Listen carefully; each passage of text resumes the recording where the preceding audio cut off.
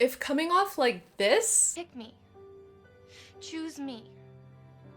Love me. and coming off as needy in your relationships is your worst nightmare, if you see being dependent on your partner as a sign of weakness and insecurity, what if I told you that that way of thinking was actually hurting your relationships? Hi, I'm Audrey. I'm currently practicing as a therapist, and through my work, I've seen that a common fear that a lot of us have is this fear of coming off as too needy, and that this fear actually makes it really hard for a lot of us to ask for what we want in relationships. But I've also seen how, ironically, by not asking for our needs because it's too scary, we actually become the thing that we were scared of becoming in the first place, needy. And that this neediness cycle causes a lot of relationship unhappiness, feelings of resentment, feeling not understood, feeling not seen. And I'll tell you a secret.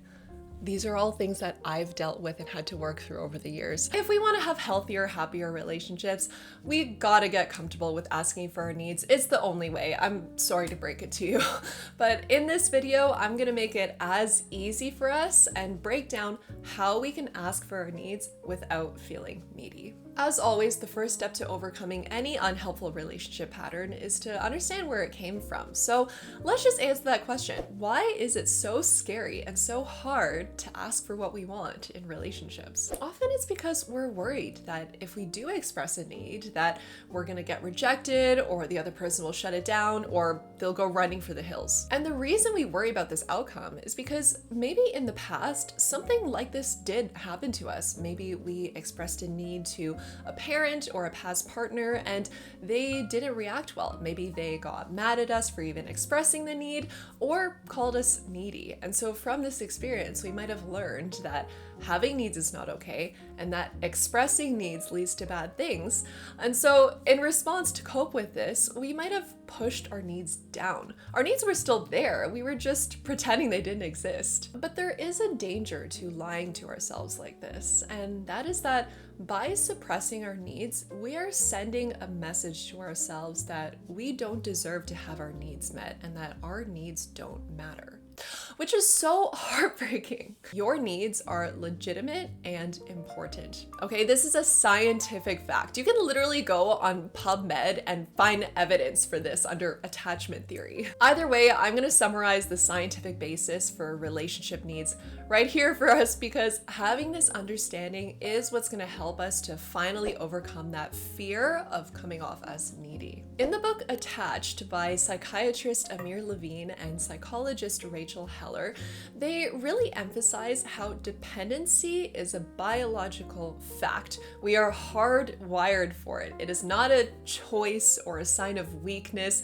It is a basic need, just like food and water and oxygen. So it's no wonder that most people are only as needy as their unmet needs. That was a quote from the book. I didn't come up with that. Our ability to depend on a partner plays a big role in our well-being and our success in life. And this is called the Dependency Paradox, which says that the more effectively dependent people are on one another, the more independent and daring they become. Knowing that our partner is a secure base for us that we can go back to for support gives us the confidence to go out there and explore the world and pursue our dreams. And this might be hard for some of us to hear, especially if you're someone who highly values independence and not relying on a partner because that means that you're low in self-confidence or something. Well, facts are facts. So if we ever have a thought pop up in our head of, oh, I shouldn't have this need, it makes me needy, push it away, it's not important. We can now remind ourselves in that moment that having relationship needs is part of our DNA. It has nothing to do with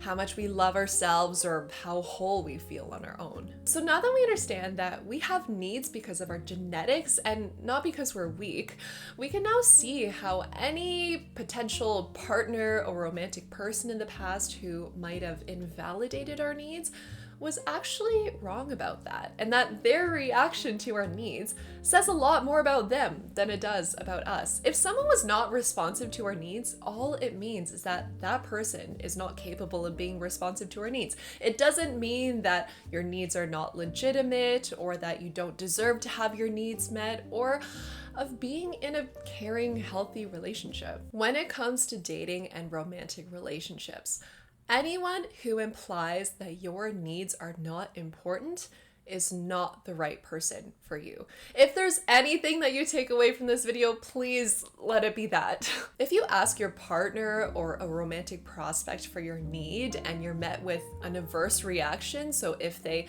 make you question yourself or make your need feel foolish or devalues your need, they need to go. Or if you express your need to your romantic person and they react by leaving, great, they did your hard work for you. Some people will not see our needs as valid, but whether someone else sees our needs as valid or not is not important to us. What's important to us is that our needs are essential for our emotional well-being, and we need to find a partner who agrees and who's capable of meeting them. The right person will make you feel safe to express your needs, and they'll see it as their responsibility to meet your needs. They will want to meet your needs, even if it means extra effort on their part. And these people do exist, believe it or not.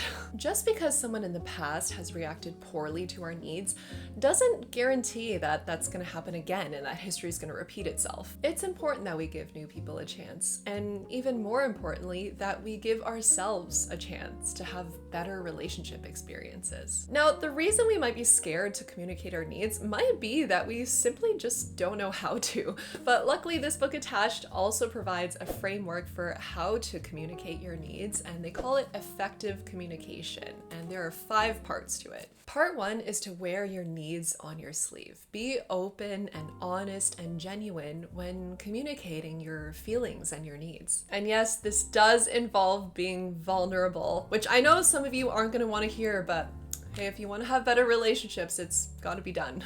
Part 2, focus on your needs. The main objective of this conversation is to get your needs across, and the most effective way that we can do this is by using I statements. So things like, I need blank, I like blank, I feel blank, I would appreciate it if you blank.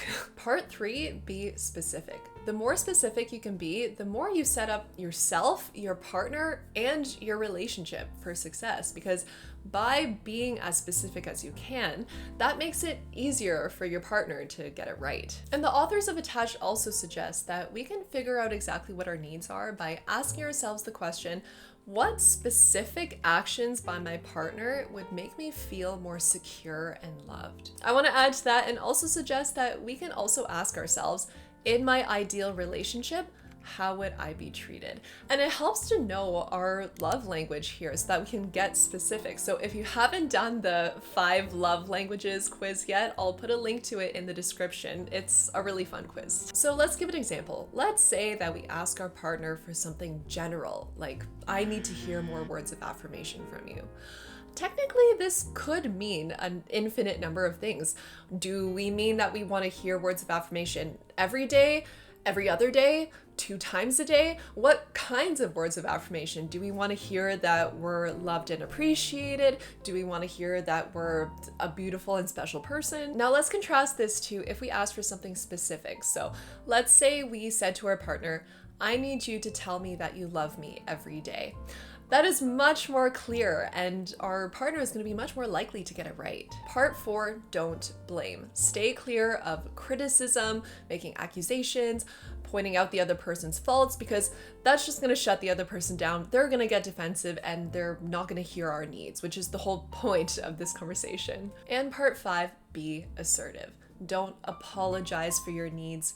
Own them. And this is going to involve reminding yourself that your needs are legitimate and necessary for your happiness. Some other best practices when it comes to asking for our needs are, number 1, reminding ourselves that when we ask for a need, we're just having a conversation, not a confrontation. And this is going to help us to approach the conversation with a sense of calmness and lightheartedness. Also, we want to start expressing our needs as early as possible in the relationship, because that's going to set the precedent and expectations for the whole relationship moving forward. And finally, if we do voice our need to our partner and they say, okay, I hear you, I will do that, and then they don't do that, That doesn't necessarily mean right off the bat that the relationship is not meant to be.